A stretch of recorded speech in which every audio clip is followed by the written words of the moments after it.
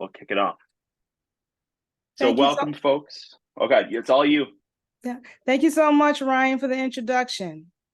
Thank you for the introduction. And hello, everyone, and welcome to the UB Teacher Residency webinar. And we will get started. I will introduce the panel after we get started. Let me just check. So for today, we're going to basically go through the UBTR mission, vision, and goals, and the pathways. Well, we aren't going to teach a pathways, the pathway to UBTR. And we're going to we're going to have a panel introduction so that you'll have an opportunity to talk to someone that's actually been in the program and is now teaching, so you can get their perspective. But we'll give you enough information about the program, let you know what we are looking for those who come into the program. So we can go to the next slide. Okay. So the UB Teacher Residency Program, our mission, we are really striving to create pathways that are equitable for just futures through a critical approach to collaboration, persistence, care, and joy. And I hesitate there because equitable, when talking about equitable, remember, equitable may not look equal. We meet the residents where they are so they can learn and meet the students where they are. Someone need a little bit of support, someone may need a lot of support. So when we talk about equitable, we're talking about what helps to get each person to the place they need to be so they can have a just future. And we do it through a critical approach of collaboration. We're very, very relation oriented. So when you see in the vision, it says the UB Teachers Education Programs prioritize authentic relationships with students, families, teachers, schools, and communities to advance inclusive, culturally sustaining, evidence-based practices. We prepare teachers committed to cultivating knowledge through critical inquiry and reflective practice. So basically, we want everyone to feel comfortable in this. We want to make sure that we're paying attention to the whole person. Our vision is that everyone will be focused on paying attention to the whole person and everything that they bring to the table. We see it as an asset and not a deficit. So that's what we talk about when we're talking about our mission and our vision. Our goals is to recruit a diverse pool of teachers in Western New York to increase the number of learner-ready teachers and to retain them. Research shows that most teachers leave the teaching within the first 5 years. Our goal is to keep them there for at least 5 years or more. Next slide, please. Okay, and we are run up under the Office of Education Preparation in the Graduate School of Education. Now, who we are looking for? We're looking for those who currently have a bachelor's degree. It does not necessarily have to be in education. You can have a bachelor's degree in math, science, social studies, the areas that are listed down at the bottom of that slide. We want people who desire to teach students in the Buffalo Public Schools, those who seek to actively work towards education, innovation, and transformation. We do realize there are now a lot of change is needed in the school system. That's all over the country because we have not kept up with what's going on in the world. So we are looking for innovation and transformation. The residents bring something to the table as well as the mentor teachers. Okay, and you'll see those certification areas in the next slide, in another slide too. So don't worry about it. Okay, the time for the degree is you will start in the end of May, and then you finish May of 2024. You would finish in August of 2025. Okay, next slide, please. Again, you can look at the certification areas. Now, I often hear the question, I hear people say, oh, well, I'd like to be a math teacher. However, they don't have any content, they haven't had any content in math.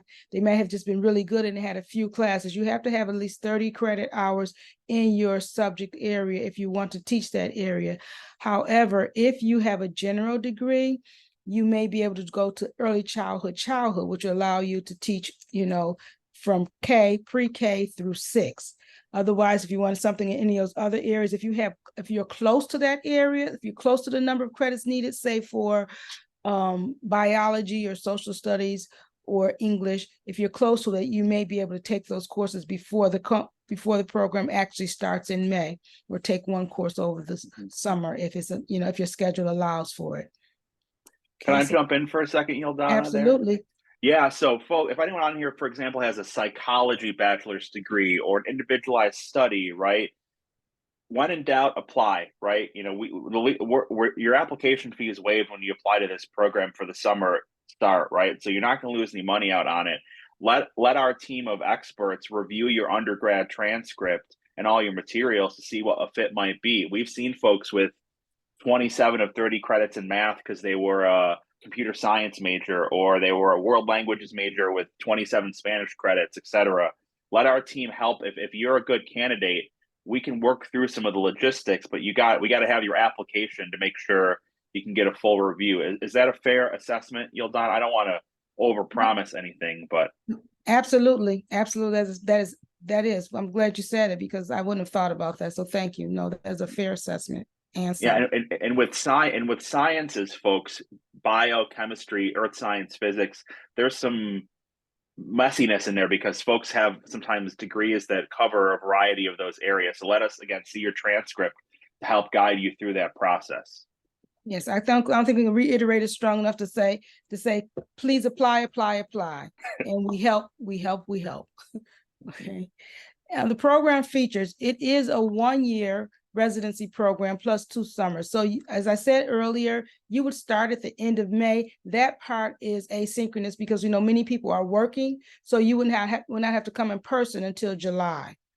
You'd have your 2 summers, you'd have July and August, then you'd have the year from September through June, where you'd actually be in the class side by side with a veteran teacher, and then you'd finish your coursework up that following summer. Okay.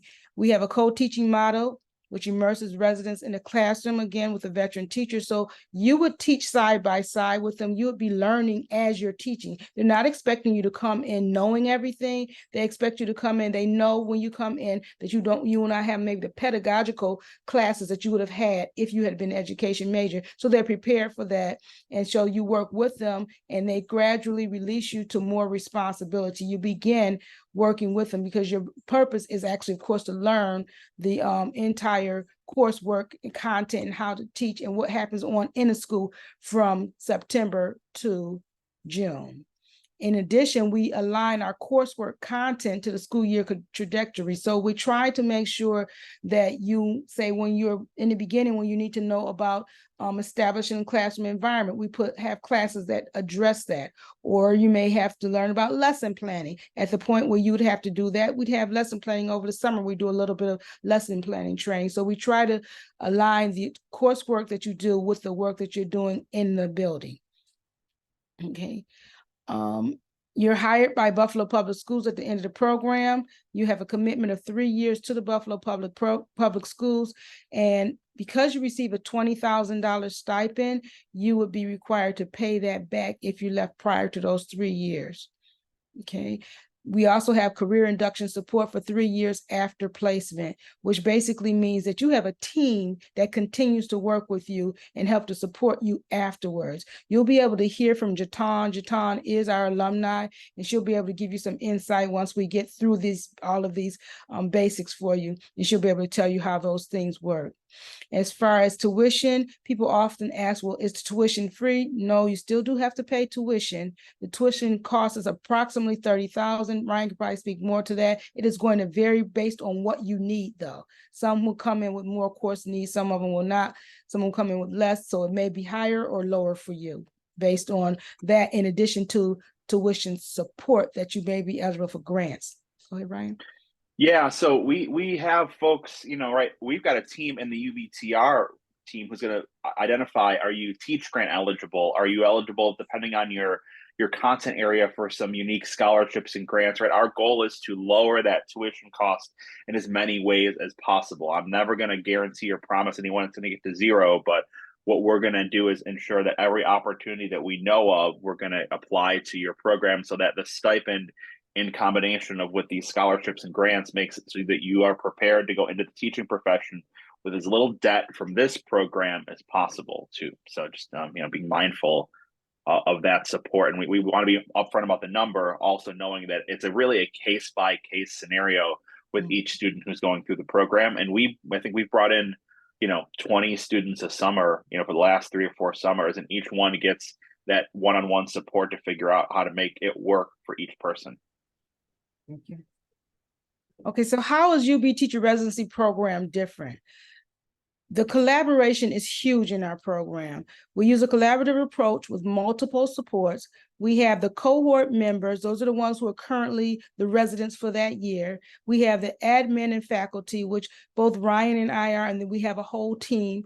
In the beginning, you saw the director was Dr. Amanda Winklesass and myself. We have two assistant directors, myself and Kristen. We have Mar Gooding, who also is a program coordinator. She helps with everything, and she's an advisor, academic advisor as well. And then we have our clinical experience coach, in addition to others that are a part of it. So we all work together. The alumni is a huge support for us. They support the residents, support one another. Many times they have said over and over that the thing that sustained them through the program is the collaboration. Usually when you go to college, you take your classes, you take your specific courses, and you don't have a relationship except with a few people who you meet in the class. That's not the case with us. We meet regularly, once a week. We talk to each other. They work with each other. They talk over homework assignments, class assignments, etc. We have a very, very close-knit relationship with not only the current residents, but the alumni who have graduated, as well as the faculty and staff. We become a part of your life as much as you want us to be. Okay. Offers a full year co-teaching, as I mentioned, coursework, as I mentioned. Preparation is aligned with the needs and initiatives of the district. So we align our needs and everything with Buffalo Public Schools. So in the summer times, we provide additional training. This picture you see on the side here, this is this past year's summer training where you have mentor teachers there, you have residents involved, and we sit and we collaborate over the summer prior to us actually going into the school year. So you meet your mentor teacher in advance, and we align everything with what the district's requirements are. Okay, we also we've started this past summer preparing you with the technology that the district use. They prepare you ahead of time, giving you the technology, giving you access to it so you can begin to look at it prior to you actually going into the classroom. That's different from typical internships where you're in for a short period of time. UB support and mentoring is provided for the first 3 years of teaching. That is the induction support that I mentioned earlier, where you have support for 3 years after you have a commitment, but we also have a commitment to you. Consortium allows for networking and leadership skill development. Some people come in and they want to become principals or they want to move up into the ranks. So we offer support, leadership support there, and opportunities for people to become leaders through volunteer and some paid opportunities through the consortium. Okay. And I will mention too, the living stipend, the $20,000, you decide how you want to use that. We have no say on how you use it. You use it because you're working full time pretty much in school, and you're going to school full time. It's very, very difficult for you to have a job. So the $20,000 tries to compensate. We know it's not a lot to live, but it's what we can offer. You use it however you want. People who have a job, people who try to work, we find out later they really have been people who struggle, and sometimes they don't make it. And when I say they don't make it at the end of August, and they may have to take a long-term sub position until they finish. So we don't encourage you to work. We encourage you to focus on the residency and the coursework, which again, Chitano will tell you about. It's not easy. Next. Okay, this is some of our team. This is some of our team in here. You see residents and mentors. You see, where's Amanda? You see a number. That's our team. That's pretty much our team mixed with some residents. Here's our current cohort that we have that is working with us. They trained this summer and they started in school September. Next slide. So now we're going to move to the panel. Okay, we are going to remain on mute until please remain on mute until audience Q&A. Each panel member will introduce him or herself, tell a little of their background, and state why they initially chose UBTR. The facilitator I'll ask the panelists a few questions just to get you warmed up and get started. And then you can ask your own questions after that, and make sure that you unmute yourself when you want to ask a question. Okay, and since we don't have a huge audience here, we should be able to see you.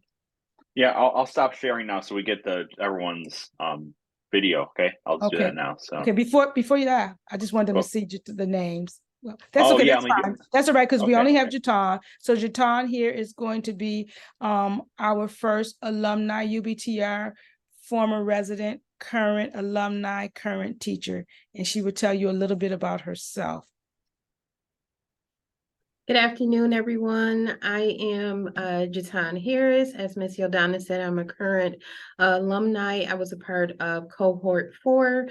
I was in the early childhood program. My background, I graduated from Buffalo State College. So my undergraduate degree is in applied sociology. I worked in Buffalo Public Schools prior to applying to the UBTR program as a teacher aide in 611 classrooms. Those classrooms are designed for students who are both academically and behaviorally challenged. I applied to the program. I was accepted. Prior to being accepted, I did have to write my essays, complete the application. I also had to sit before a panel and interview before I was officially accepted to the program. And then after that, I initially started with the summer courses, and those were asynchronous. So those were completely online. And then we transitioned to meeting each other first. We started transitioning to the campus, coming in, getting acquainted with one another. And that's how our relationships began to form and how we built what we call a family. And we still communicate, we still talk to one another. 3 of the students that I was with, we call ourselves sisters now because we literally leaned on each other for support. And we're all in different schools. Once I received my placement, I was at Lorraine Elementary, and I'm fortunate enough to actually teach there now. So I'm a 5th grade teacher. I'm in a integrated co-teach classroom. So it's myself as the general education teacher, and I work with a special education teacher. I have a total of 19 students this year, and it's been going great so far. And I think part of that is just having the support of UBTR. We still meet once a month, every second Thursday. I also built a relationship with the administration team, the teachers there. So it's just been a very beautiful transition, and I'm very thankful for that. Thank you. Can I ask you what I'm sorry, Nicholas. Hold on a second. Can I ask you what prompted you to apply for the program? What prompted me to apply was just being in the actual school setting. Like I said, I've worked in Buffalo Public Schools, and just having that background, the training first as a teacher aide, and making a decision to say, I want to take the role in the lead within my classroom to make a difference and to connect with students that look like me, who I've been successful in assisting with moving out of special education classrooms into general education classroom just by building relationships, being consistent, providing that structure. And so now I'm blessed. Out of the 19 students that I have, 10 of them are classified as needing special education. So I just feel like my background has led me up to this moment, and I'm just blessed to have the opportunity. Great, great. And can you tell me some of the challenges that you found participating in the program? Well, I'm married and I have 2 children, so the number one challenge initially was finding that balance, right? As a mom, as a wife, as a student, and I was also working part-time. I was assisting individuals who were developmentally and mentally ill. And so I was able to work relief part of the time, but you get to a point where you have to make a decision and say, okay, I have to become organized in order to be successful. And without that organization, it really does become stressful. So that is the number one key, is being dedicated to yourself, organizing that time and setting it aside and just putting your best foot forward and finding your people, finding that network, that group that you can lean on. Because it sounds long, you know, it's like, oh my gosh, it's May. I'm just now starting this program. I have to go all the way to next August. I'm sacrificing this time. But once you get into the program, it goes really, really fast. And once you hit that spring semester, each semester brings its own challenge, but that spring semester is a different type of challenging, but it's so rewarding at the end when you're able to participate in the UBTR graduation. They have their own graduation aside from the mass commencement, I'm sorry, and just those different accomplishments, and you have your students cheering you on, your support cheering you on. So to be successful, the number one thing to be is organize and communicate with your professors. Thank you. So I'm going to stop asking questions, and I know that you all have to have some thoughts of your own, and ask those of you who are interested in the program to ask your questions now. And just unmute and we'll know you're ready. Hey, good evening. Thank you so much for hosting. Jatan, I was wondering, you finished your program in August and September came, and were you nervous? Did you feel ready for it? Like, how did you start the school year? You know, you got your certification. So initially, once I graduated, I just had this sense of like self-accomplishment, because like I said, you were sacrificing a lot. And I don't know if anyone on the panel or in the discussion tonight has children, but everyone in your household is going to make a sacrifice, because there's things that, you know, the children may want to do that you may have a class during that particular time. But once I got that email that said that you have officially finished and your degree has been conferred, everything, all the sacrifices was worth it. And I remember going into my classroom, because they send out emails to let you know, like, you can come in this day, like a Monday, Tuesday, Wednesday to set up. And I remember just walking in my classroom, all the desks were like pushed up against the wall, and I just had to stop, like right in my tracks. I just had to turn around and look. And I was just so thankful for that very moment, because everything that I sacrificed, all the work that we put in, all the presentations, the field trips, it was worth it at that very moment. It was just this sense of gratitude. I was just thankful for UBTR extending the opportunity, extending the stipend, because without the stipend, I wouldn't have had anything. Because you get to a point, for myself, I didn't stop working my second job until the spring semester, because the coursework was that demanding. So without the support of UBTR and my network and my family, I wouldn't have been able to make it. And at that very moment, it was just nothing but gratitude. Can you tell them? Go ahead, Nicholas. Hey, how do you pronounce your name again? I'm sorry. Jatan. Jatan. Jatan, how much of your program was covered by grants and, different forms of funding of your specific, case? So it varies, because some people receive different types of scholarships.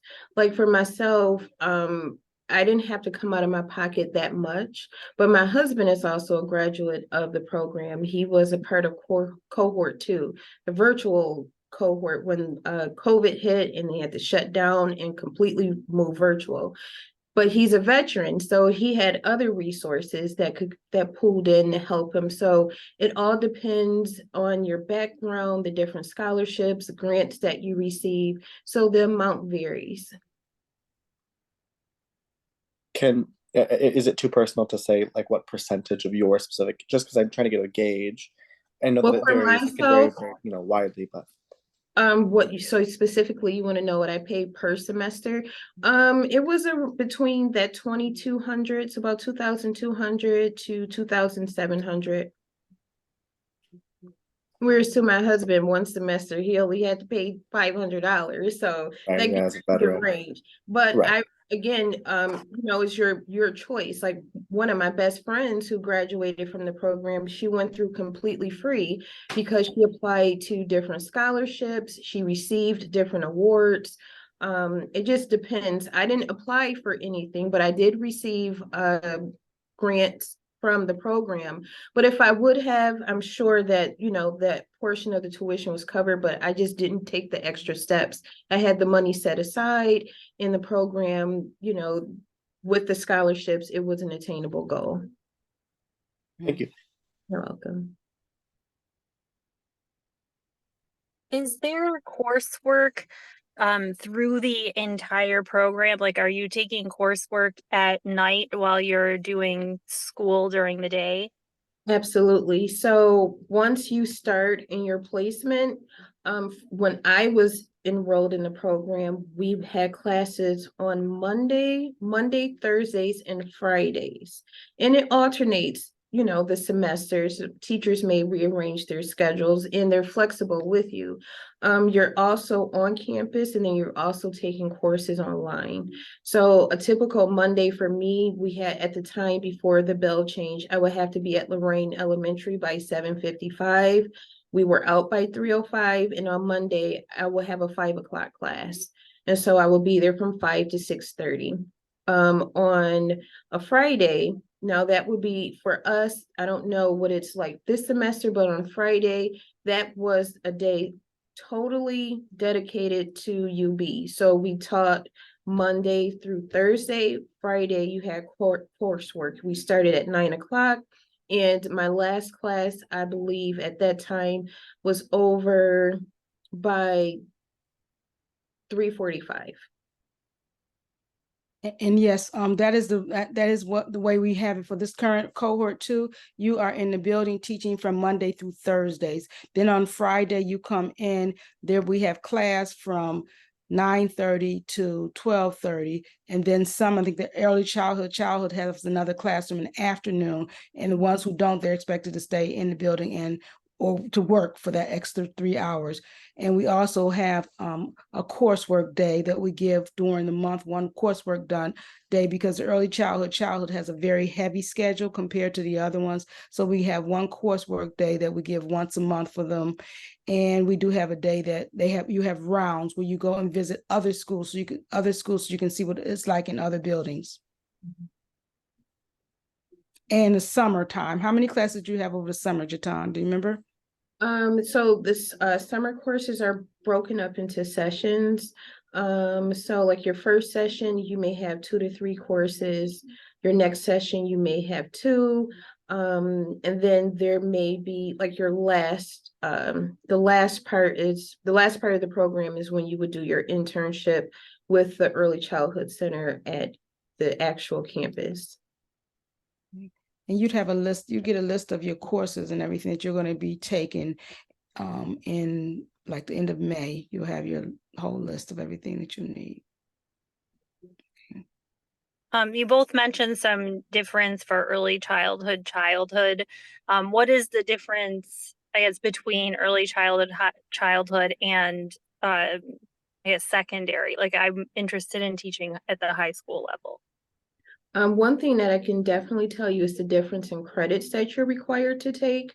And the early childhood program is it's a dual certification program. So you're getting certification birth through 6th grade. Whereas in the secondary program, you're only being certified or you're taking classes pertaining to that course only. The secondary track, like Ms. Yodana said, is not as strenuous because it's not a dual program.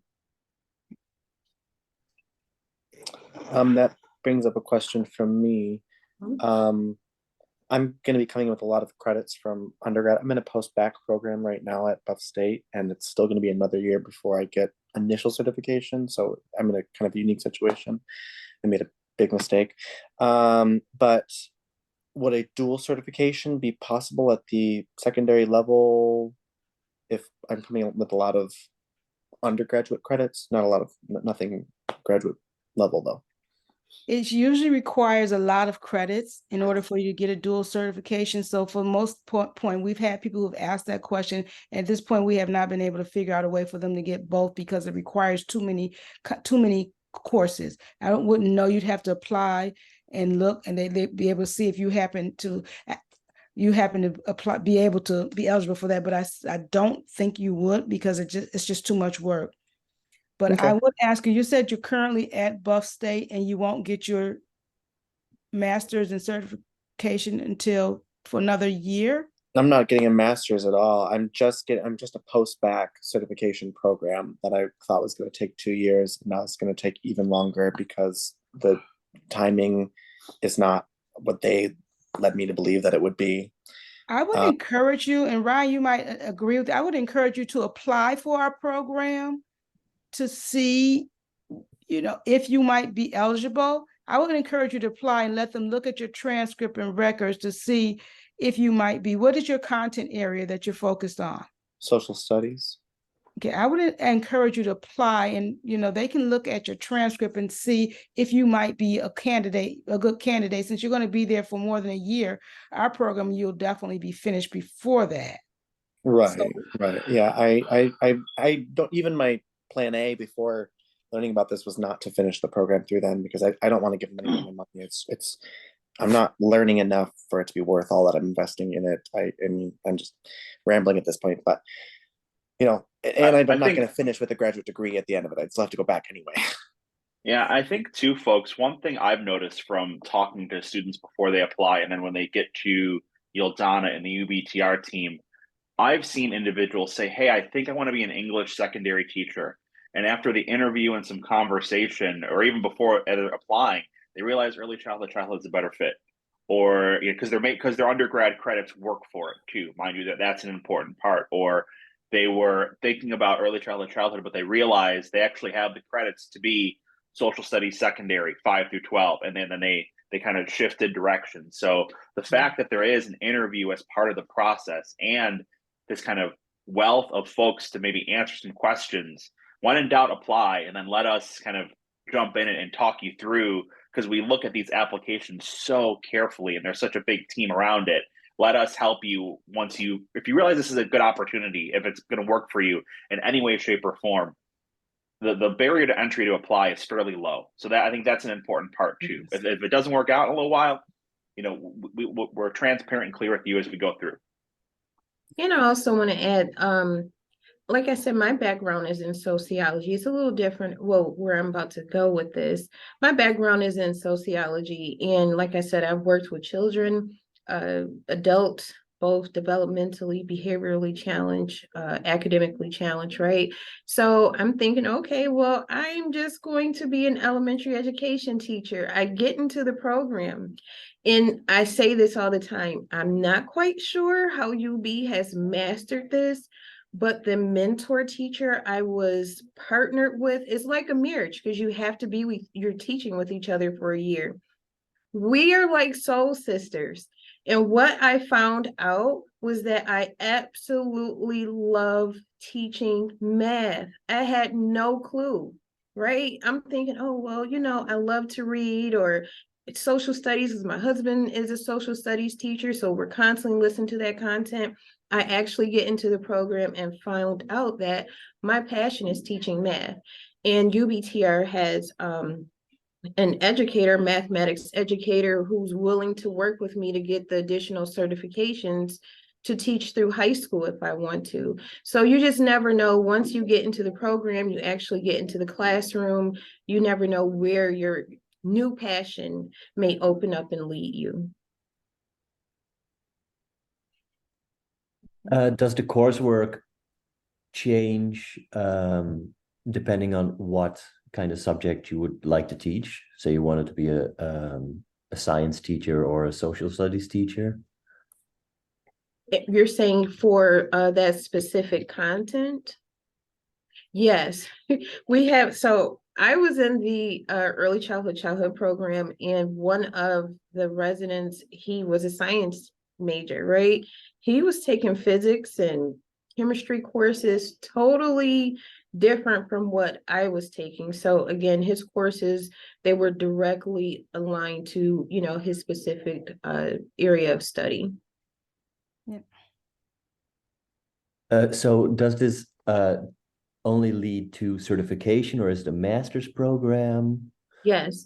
So myself, actually, I have a certification exam to take tomorrow. Once you're done with the program, you successfully complete the program, you are granted, you walk away with your master's in education. So for myself, my credentials at the end of my name is EDM. But I still, after that, you still have to take the certification exams through New York State to be an actual New York State certified teacher. So what that looks like, if you are entering into the early childhood program, there is a total of 6 exams. So there's the educating all students. There is your ELA, which is your English exam, 2 math exams, a science and technology. Because again, for my particular track, it's dual certification.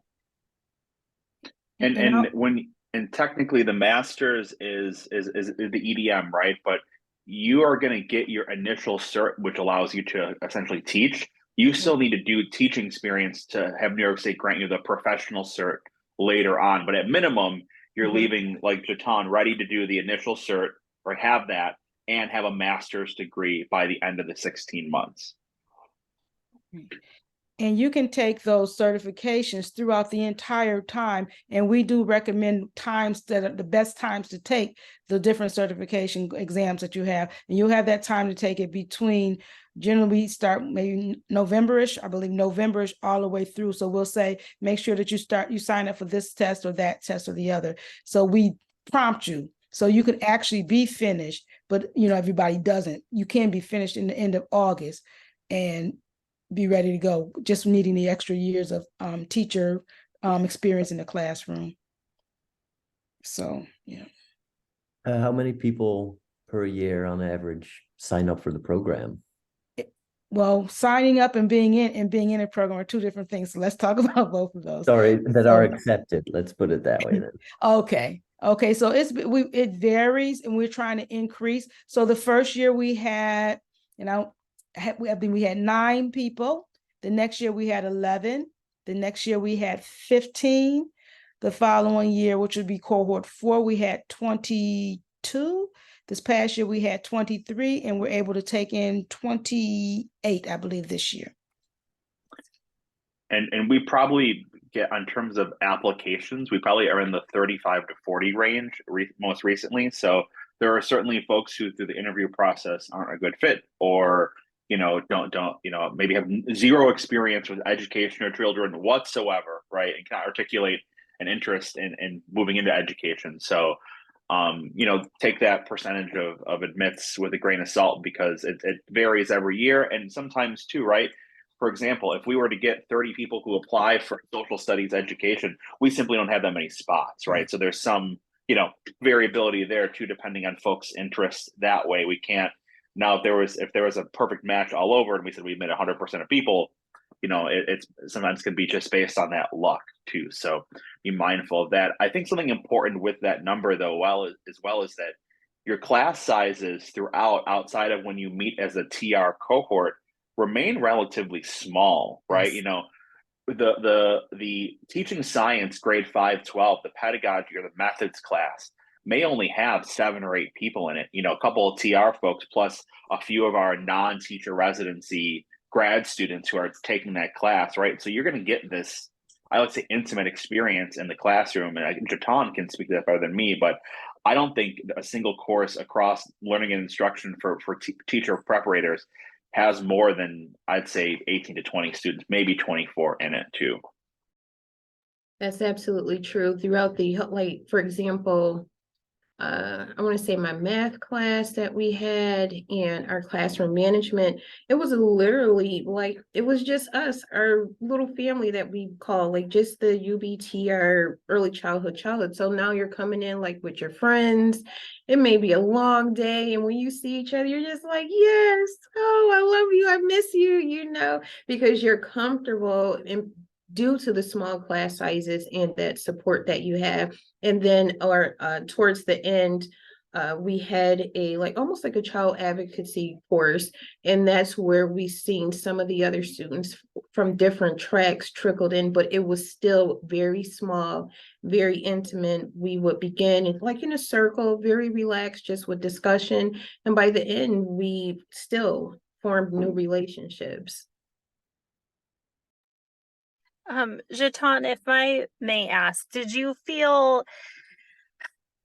out of place at all being like a wife and a mom in the program? Were you with, a lot of young people fresh out of undergrad? Or did you, were there others like you, like me? You saw my daughter at the beginning. Absolutely. So the two ladies that I'm talking about, one was she was a part of the social studies track. She turned her 40th birthday was just this past August. So she was married with one child. And now the second person, she was 25, unmarried with a child of her own. And so we formed like this sisterhood, and we kind of just talk and we support each other. They're single moms, fathers. We had in my cohort, one of the residents, he was a prior restaurant owner with a whole family of his own and a side business and teaching. Partway through his residency, he took on a full-time substitute teaching position. So you meet people from all different walks of life, and some way, somehow it just works. It gels. Like I literally just got a guacamole recipe from him the other day, and so you stay connected. And I think those experiences helps to keep us grounded. We've had moments where we come in and we may had a rough week or things are going on at home, and we just feel comfortable talking to each other. And we learn half the battle is showing up.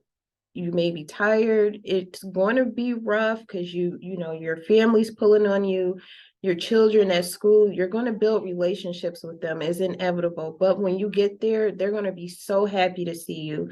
Like literally, my guys that I taught 6th grade math, they're in 7th grade math, literally come in my classroom just to say hi or write on the board, because one of my sayings was no bees, no honey, no work, no money. And they still remember that. And so it's those special moments that just literally touch your heart to let you know, okay, that sacrifice, me being tired, was all worth it. You're going to be a little stressed out, but as long as you can organize, you find your people within the program and you create that support, you can definitely succeed. I made it through the program with straight A's with 1 B. I had 1 B out of all, I think it's 66 credits that we took. So I finished the program, I think, with like a 3.89 or something like that. So it's definitely manageable. I looked it up. Congratulations. Yeah, I looked up the average age of our admitted students just to give you some context of the last 3 years, 32 years old. The average is 32.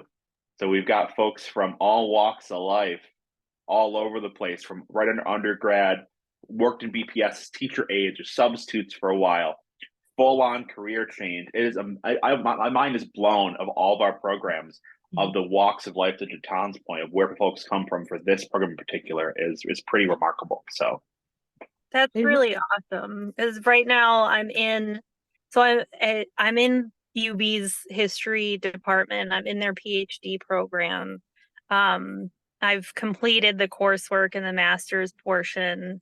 But I feel very alone there. Because I'm the only one with a kid. There's one other person that's married. I came in during COVID, so I'm the only person in my cohort. So it's a very lonely experience. And not that young people, like I love the younger people. Like I have some friends, but they don't relate to my struggles with getting my work done and being a wife and being a mom and making sure that the house is clean and the bills are paid and all of those things. It's a very different life. I can Actually- also add, not only do you form like this family, like it's like it just happens, it's unspoken, but then you have educators in place like Miss Yodana, who has years of working in Buffalo Public Schools. She was an administrator.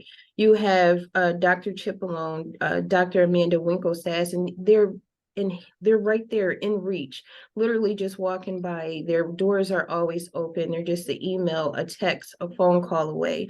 So not only do you have the support of other residents, you have the support of the administrative team, including Myra. She's available whenever you need.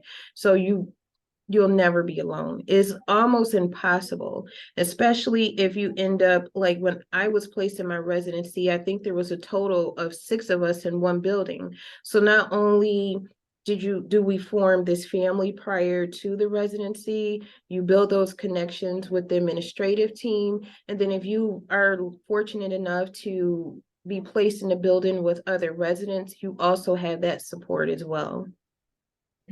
And I'll say we have had residents that range from age 22 to 70. So just so you know, we have people, when we talk about career changes, we had 2 who were lawyers and they switched over. We've had one young lady, she came from the banking industry. We had another one who was worked administrative in the private sector. So we have a lot of people who come with, like we said, broad experiences, which means they are not all youth. Many of them are not coming right out of undergraduate school and going into graduate school. You know, we have a nice, good mixture, I should say. There's a nice, good mixture.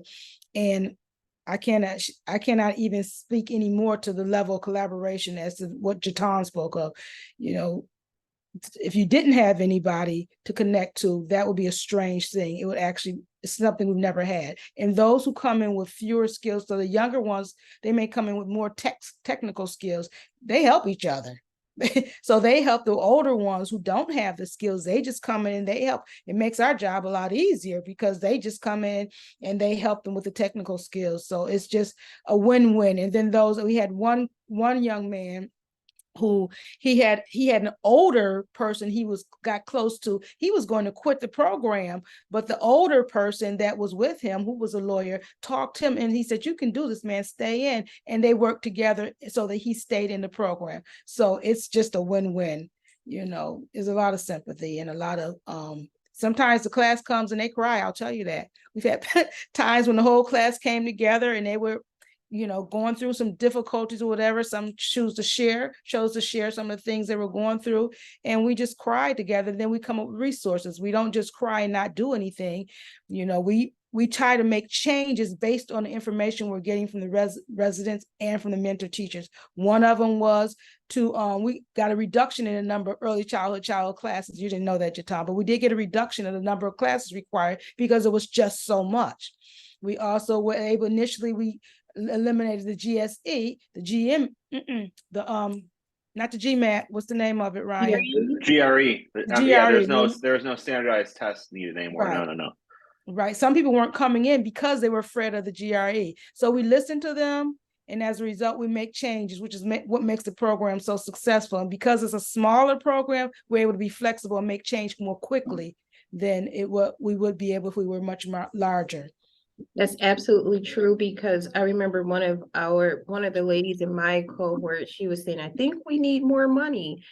The cohort that's coming in now, I believe their stipend is 20,000. When I went through, mine was 18,000. That is correct.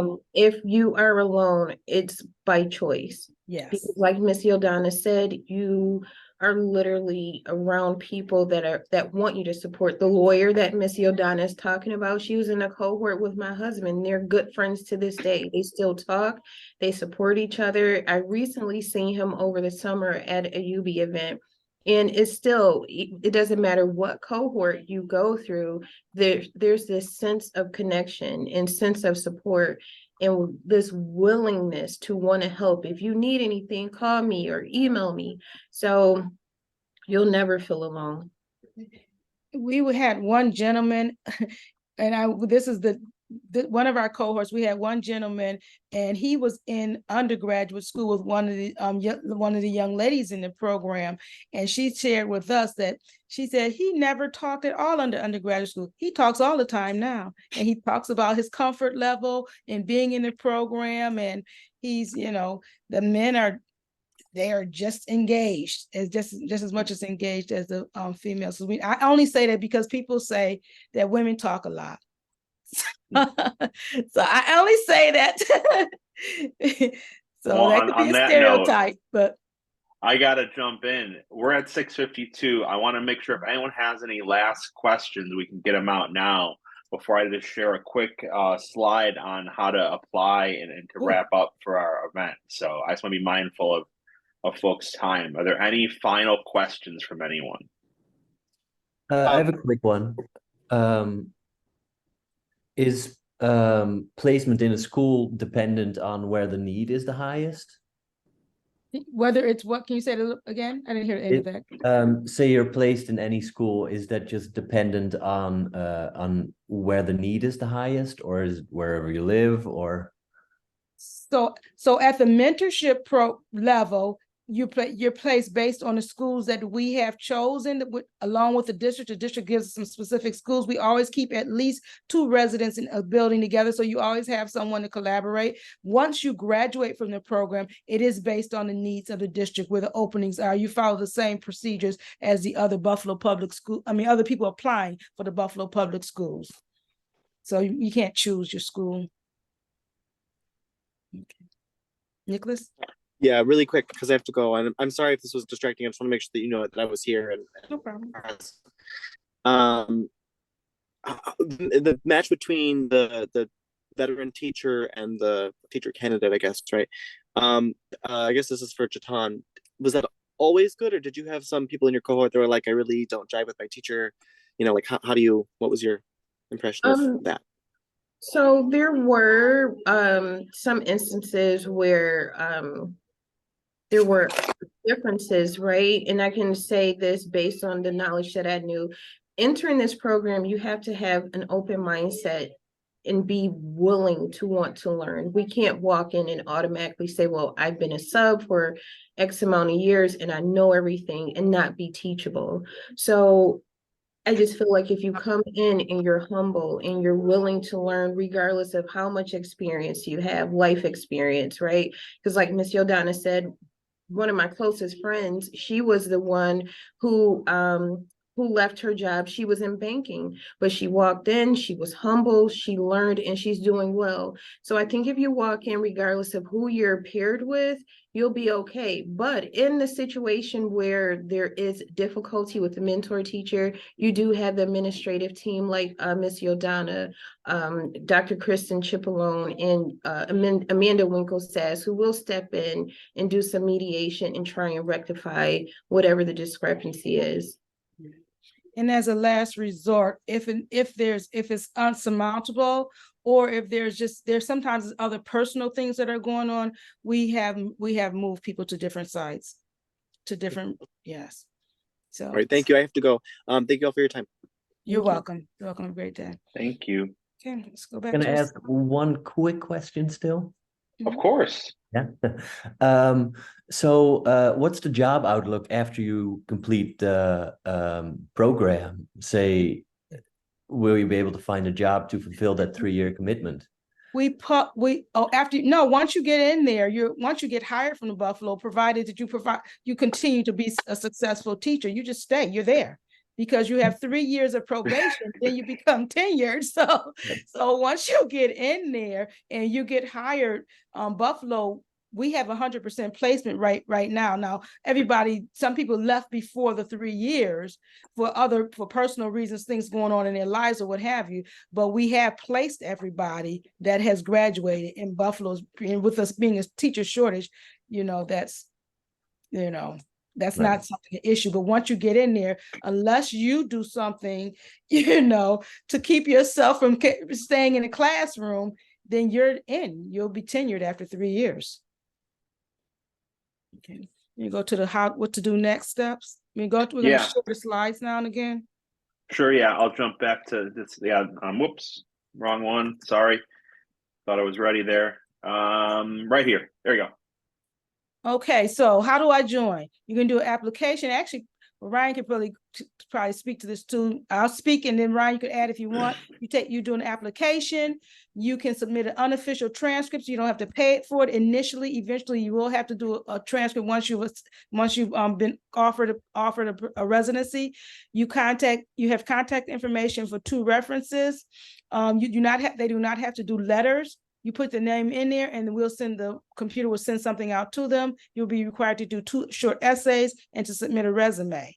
You will have an interview with a select committee, which will be one of us, will be 1 or 2 of UB people, as well as a Buffalo Public School representative.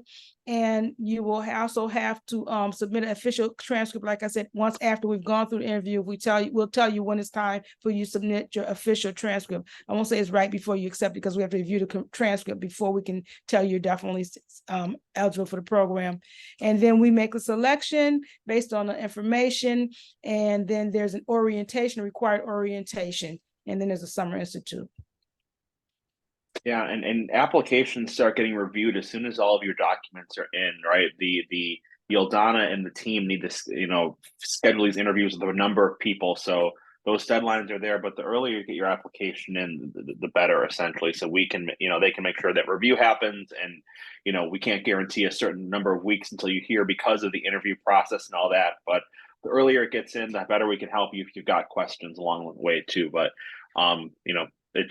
for most folks outside of writing the essays, it's a fairly straightforward process of biographical information you're submitting on the application site. So, all right.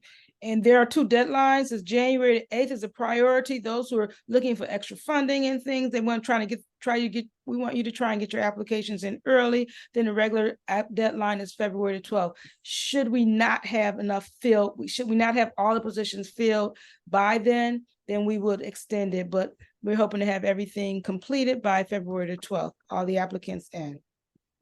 That's right. And there's contact information for you. I believe we have some QR codes if they want to scan it. Yeah. Well, and we'll send along all the kind of links you need and all the information to go through there. So this is just some general info as well. So let's get out of this and come back to here. And afterwards, tomorrow morning, we'll send out the slides, the recording, the links you need, everything from there as well, along with my contact information and Yildana's and folks in the residency program if you've got other questions. Okay. Thank you all so very much for joining us. We greatly appreciate it. Jatan, again, we thank you so much for coming here. Thank you. Thank you. For questions. And Ryan, thank you. You're wonderful. Yeah, thanks everyone. Appreciate your time and have a great evening. Okay, take care. Wait a minute. Wait. Ashley has a question. Ashley, go ahead. Oh, I was just going to say thank you and ask Ryan if you're married to someone named Holly. Yeah, it's my wife. Yeah, she's over there somewhere. So we met through a mom's group and we're friends on Facebook. And I'm like, oh my gosh, I feel like when I saw you, like, you look so familiar. It's because I've seen all your family pictures for like the last 3 years. Well, there you go. So. Yeah, no, one of those kids just got home from dance. So yeah, that's my wife. So yeah, we're good to go. That's so small world. That's so funny. That's Buffalo. Nice to meet you. Yeah, that's right. That's right. Yeah, and who knows who else you'll meet if you apply. The world gets smaller and smaller in these types of scenarios too. So that's so funny, actually. Thanks. Thank you, Yildana. Yeah, thanks, Yildana, for your stuff. Jatan, thank you. Have a great evening, everyone. You're welcome. I think Gert, okay. I didn't know if Gert had a question.